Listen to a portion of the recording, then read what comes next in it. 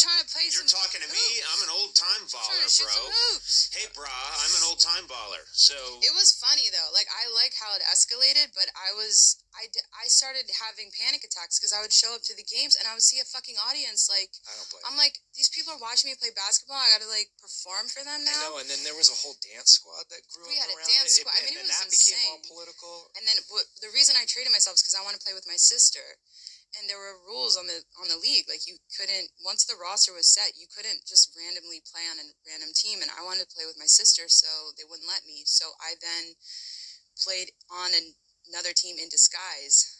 I wore a wig. And a different jersey. I'm sorry. You cannot play basketball in a disguise. No, they didn't know I was in disguise. I've never heard of that before. No, they didn't know I was in disguise. No, I know. I'm sure they didn't know, but it's just so hilarious to me that you would glue on a mustache and say, I am Antonio, the basketball player. I wore a blonde wig with goggles. I gave them a fake ID, got on the court. Literally, first quarter, my ACL tore on the court. All eyes on me. And I was trying to, be in disguise. I was like, I don't want anyone, like...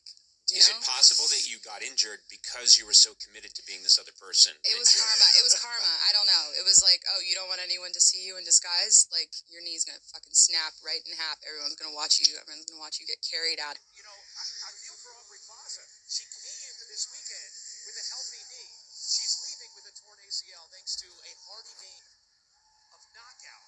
You get on this terrific TV show in a role that just... was perfect for you, this great role as April in Parks and Rec, and so I'm just curious, how did that happen? How did you get that part? It's a weird, like, series of little things that happened, but that specifically was because I came out to LA because I was, like, up for Judd Apatow's movie Funny People, which I got, but, like, he was trying to cast a completely unknown comedian.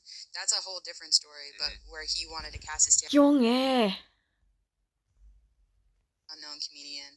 That's a whole different story, but where he wanted to cast a stand-up comedian, and I wasn't doing stand-up, but I was doing improv and sketch comedy at UCB. Right. But I basically pretended to be a stand-up to get that part or whatever, and then Allison Jones was casting that movie, and I didn't have an agent at the time, but because I made it up the ranks of the audition process for that, I flew out to LA for 1 week to do a chemistry read with Seth Rogen, and then while I was in LA, Allison Jones was like, would you mind going on a couple other meetings, and how do you feel about that? And I had no idea what was going on, because I'm like, this is crazy. I was like, I had nothing going on for me. Like, in New York, I was, like, doing comedy stuff, but I was like, sure, like, I'll go to whatever meeting you want, lady. I don't give a shit. And then, so she, like, basically said, she was like... This is infuriating any actor out there. Believe me, I know. There's so many starving actors out there. They're like, I'm sorry, I'm Allison Jones, a top casting director. Would you go on a few big-time reads? Hey, lady, I don't know. I got nothing to do. I don't give a shit. First of all... Fuck off. I was kidding. Yeah, I know. Second of all... Allison Jones changed my life, okay? As I'm sure she's changed so many people's lives. But not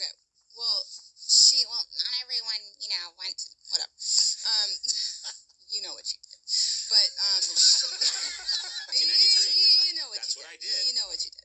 But, so she was like, I'm going to send you on these couple meetings or whatever. One of them is with the creators of The Office. And The Office was on the air at the time. And it was huge. And so I was like, yeah, like, I'll go meet the Office people. I don't give a shit, lady. But I was in LA for the first time. So I was like, LA, like, I was wearing jean shorts. Like, I was like, I didn't realize the weight of that meeting. And then, so I went to the set of The Office. It was like somewhere in the fucking valley, or I don't even know where I was. But all I remember was, like, I went into, I think it was Mike Schur's office. And I kept seeing the actors from The Office, like Mindy Kaling and BJ Novak, and people, like, walking by, and I'm like, oh my God, those are the people in The Office.